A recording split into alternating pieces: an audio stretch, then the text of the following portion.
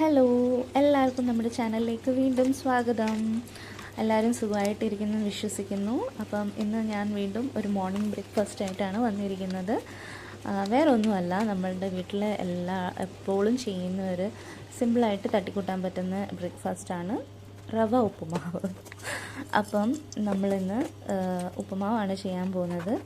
ഏട്ടന് നോർമലി സാധാ ഉപ്പുമാവാണ് ഇഷ്ടം, അധികം കാര്യങ്ങളൊന്നും ഇടാത്തത്. പക്ഷെ ഇന്ന് ഞാൻ എൻ്റെ ഇഷ്ടത്തിനനുസരിച്ചാണ് ഉപ്പുമാവ് വെക്കുന്നത്.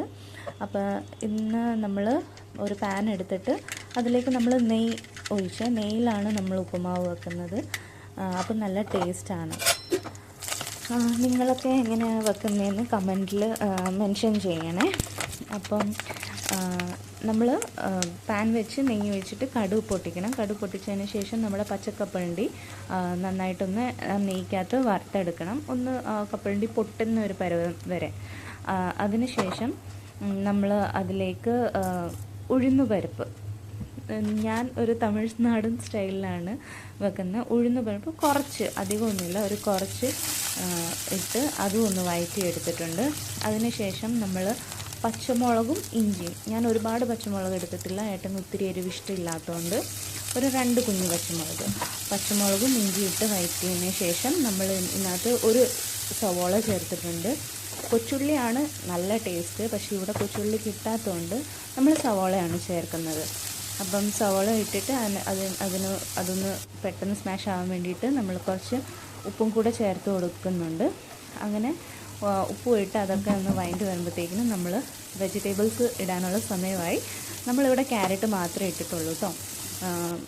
എനിക്ക് പച്ചപ്പട്ടാണി ഇല്ല, അതൊക്കെ ഇട്ട് ഉണ്ടാക്കുന്നത് ഇഷ്ടമാണ്. പക്ഷേ ഏട്ടന് ഇവിടെ പച്ചപ്പട്ടാണി ഇഷ്ടമില്ലാത്തതുകൊണ്ട് നമ്മളത് ചേർക്കുന്നില്ല. അപ്പം ക്യാരറ്റ് ഇട്ട് വഴറ്റി വന്നതിന് ശേഷം അതിനകത്ത് കുറച്ച് വെള്ളം ഒഴിച്ച് ഉപ്പിട്ട് നമ്മൾ വെള്ളം തിളയ്ക്കാൻ വെക്കുവാണ്.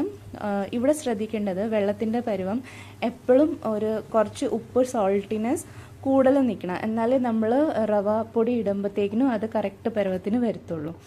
അപ്പം ഇവിടെ നമ്മൾ വെള്ളം തിളച്ചതിന് ശേഷം റവയുടെ പൊടി ഇട്ട് കൊടുക്കുവാണ്. ഞാൻ റോസ്റ്റ് ചെയ്തിട്ടില്ല, അല്ലാതെ തന്നെയാണ് വെക്കുന്നത്. റോസ്റ്റ് ചെയ്യുമ്പം സെപ്പറേറ്റ് ആയിട്ട് വരുമെന്നാണ് പറയുന്നത്. പക്ഷെ എനിക്ക് കുറച്ച് കുഴഞ്ഞ രീതിയിലുള്ള ഉപ്പുമാവാണ് ഇഷ്ടം, അതുകൊണ്ട് തന്നെ നമ്മൾ അങ്ങനെയാണ് കേട്ടോ വെക്കുന്നത്.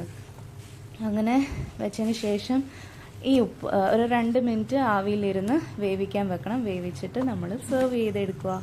ഇതും ഒരു പഴവും പപ്പടവും ഒക്കെ കൂട്ടി പിടിക്കുമ്പോഴുണ്ടല്ലോ, നല്ല ടേസ്റ്റാണ്. നിങ്ങളും ഒരു വട്ടം ട്രൈ ചെയ്ത് നോക്കണേ, എന്നിട്ട് പറയണേ എങ്ങനെ ഉണ്ടായിരുന്നു എന്ന്. അപ്പം താങ്ക്